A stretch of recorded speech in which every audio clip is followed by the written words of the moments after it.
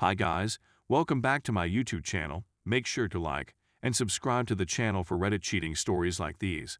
Without further ado, let's get started. Discovered mom's affair with business partner. Essentially, what the title suggests. My parents are a married couple with 3 children who have been married for 30 years. They had the most lovely marriage I had ever seen. I reside with my so, but I recently finished college. My younger brother stumbled through text messages between my mom and her lover. He handed them over to me, and I addressed her. When she found out, she was shocked, and she said it had been a short, not emotional affair in 2015. They were considering resuming it.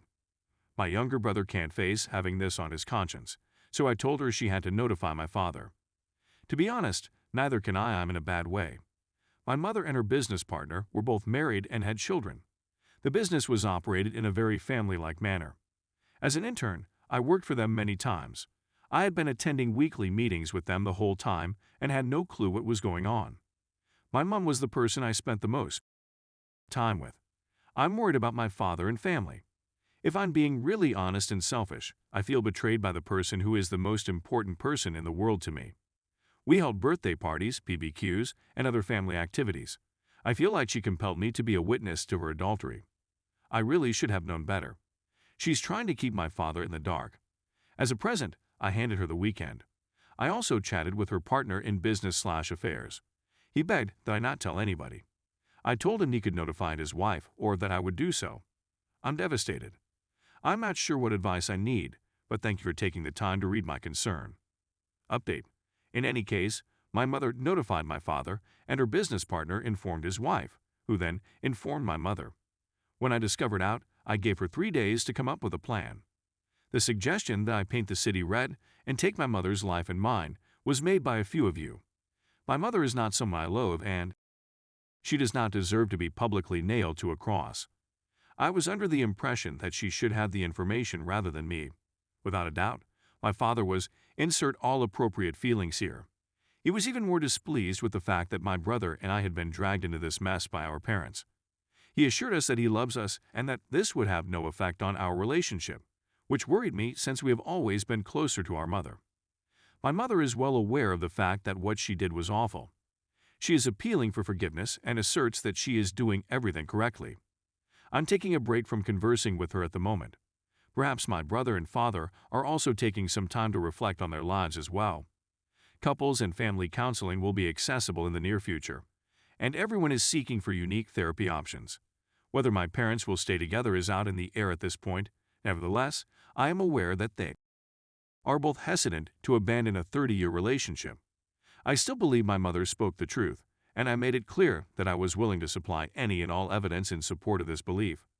As a result, my family has had a very tough time, and it will continue to be difficult, as we all work through a very terrible situation. Please accept my heartfelt thanks for your kind words and support. In all honesty, I would advise against placing too much trust in Reddit, since I got some bizarre suggestions. However, at a time when I was feeling alone and hopeless, the messages meant a great deal to me. Aside from that, I'm not sure what is going on with the business.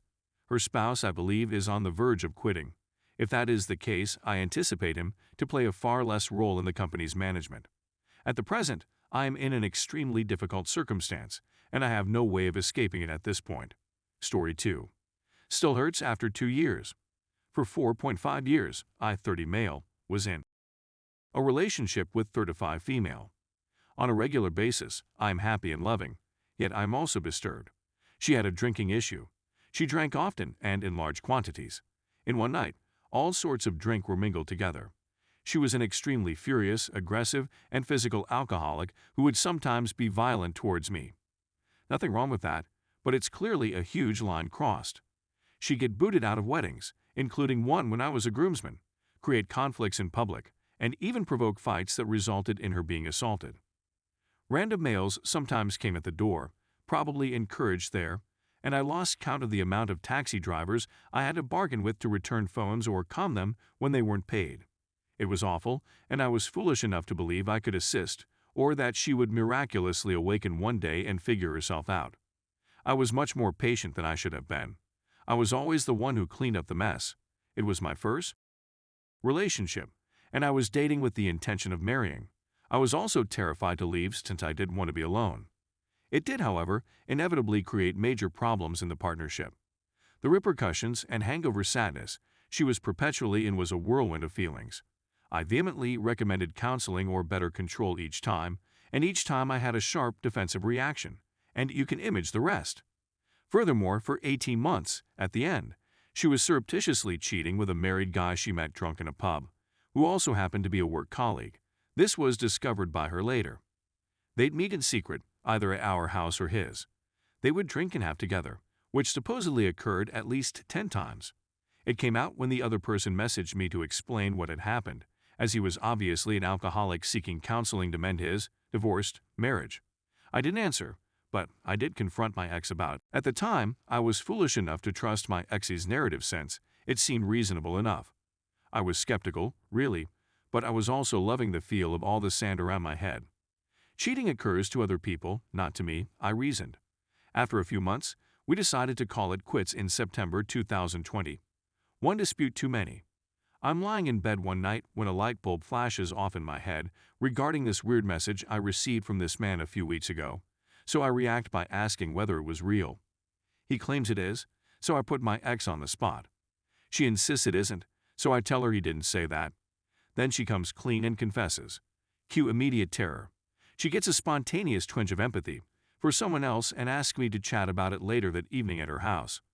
I knew it was a bad idea, but I was so traumatized, to be honest, that knowledge looked like the greatest solace. When I arrive, instead of contrition, I get verbal abuse and threats of violence after expressing my evident distress. In my distraught condition, I lost myself, took a spare set of keys, and unintentionally entered and damaged her property, resulting in a police caution, which I'm not proud of, but hasn't become a source of joy either. I'll skip the rest of the nonsense. There were more hopeful talks about empathizing with me during Christmas 2020 during a naive effort to form a friendship, but we drifted apart. Last spring, I went to therapy, learned a lot about myself, and came out a much wiser and healthier person. I last heard from her in June 2021, after she got had a bad automobile accident, and I believe she was looking for some cheap emotional validation, which I didn't supply, and was curious as she was dating her now boyfriend at the time. Sus. I don't believe the narcissist within her anticipated this, so I got a beautiful diatribe about how I was a broken record, and no one cared what I thought. I'd had too much therapy at that time to take it too seriously, but it irritated me. It irritated me that it irritated me. Make no mistake about it, she is a train wreck narcissist. I miss her company, but I don't want her back. She clearly hasn't matured, and I only feel sorry for her current partner, who will be enjoying a similarly beautiful life without knowing what she's up to in secret, while also being love-bombed and future fabricated as I was. I, on the other hand, am more at peace than I have ever been in my life. It might be lonely at times, but I wouldn't trade it for anything. It irritates me, though, that she continues to absolve herself of any responsibility. I tell myself it's the overwhelming shame she feels, and I'm probably correct. If she ran into me in public, I'm sure she'd flee like the coward she is. A growing part of me wants this to happen, and I shouldn't. I shouldn't be bothered. I feel the sorrow she created and the want to demonstrate that I am not damaged by it, that I am strong in spite of her and how she has wrecked my essential ideas about relationships.